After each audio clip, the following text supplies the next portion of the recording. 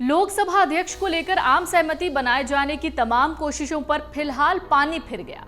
विपक्ष ने नॉमिनेशन की डेडलाइन से ठीक पहले कांग्रेस सांसद कोडिकुन्नील सुरेश को इंडिया ब्लॉक का उम्मीदवार घोषित कर दिया।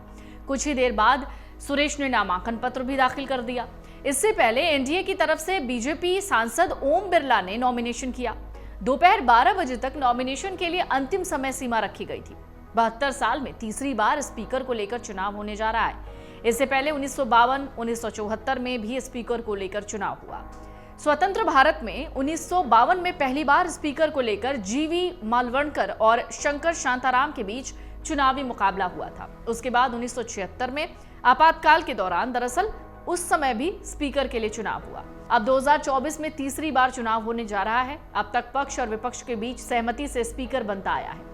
इससे पहले एनडीए की तरफ से स्पीकर चुनाव के लिए आम सहमति बनाने की कोशिश की गई और बीजेपी के वरिष्ठ नेताओं ने इंडिया ब्लॉक के नेताओं से बातचीत की। रक्षा मंत्री राजनाथ सिंह और संसदीय कार्य मंत्री किरेन रिजिजू ने अलग अलग नेताओं से मुलाकात की, फोन पर बातचीत की।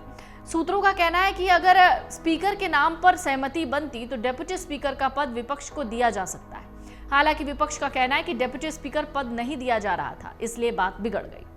तो 1952 में क्या हुआ था, यानी वो पहली बार जब लोकसभा के स्पीकर का चुनाव हुआ था। मई 1952 में पहली लोकसभा के सांसद स्पीकर का चुनाव करने के लिए एकत्र हुए। कांग्रेस के उम्मीदवार जीवी मालवणकर थे, जो 1946 से स्पीकर की कुर्सी पर थे। उनके सामने शंकर शांताराम मोरे थे। मोरे संसद में नए सदस्य चुने गए। चुनाव एक औपचारिकता माना जा रहा था। चूंकि कांग्रेस के पास लोकसभा में अच्छा बहुमत था, ज्यादातर सदस्यों ने मालवणकर के लिए वोट किया। सत्ता पक्ष के पास पूर्ण बहुमत है इस बार और एनडीए के पास 292 सांसदों का समर्थन है। फिलहाल अब लोकसभा अध्यक्ष को लेकर चुनाव होगा। 72 साल बाद लोकसभा स्पीकर को लेकर चुनाव होने जा रहा है। बुधवार सुबह 11 बजे मतदान होगा, उसके बाद नतीजा आएगा। अब तक स्पीकर को लेकर आम सहमति बनती रही है और इससे भी बड़ी बात यह होती है कि विपक्षी दल से जुड़े हुए नेता को डेप्यूटी स्पीकर चुना जाता है। अब ये सब सामने आ जाएंगी, सब चीजें सामने आ जाएंगी, सब सामने आ रही है। अभी सब सामने आ रही चीजें। जो विपक्ष की मांग यही थी कि उपाध्यक्ष विपक्ष का हो। जो हमारी राय पार्टी की है वो है कि उपाध्यक्ष विपक्ष का हो और बाकी बातें अभी सब सामने आ जाएंगी। आप लोग सपोर्ट करेंगे नहीं करेंगे? अभी सामने आपको दिखाई देगा, इसी सीढ़ियों के बाद सदन है।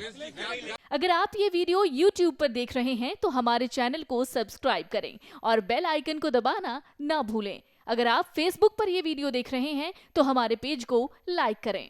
अगर आप ये वीडियो YouTube पर देख रहे हैं तो हमारे चैनल को सब्सक्राइब करें और बेल आइकन को दबाना ना भूलें। अगर आप Facebook पर ये वीडियो देख रहे हैं तो हमारे पेज को लाइक करें।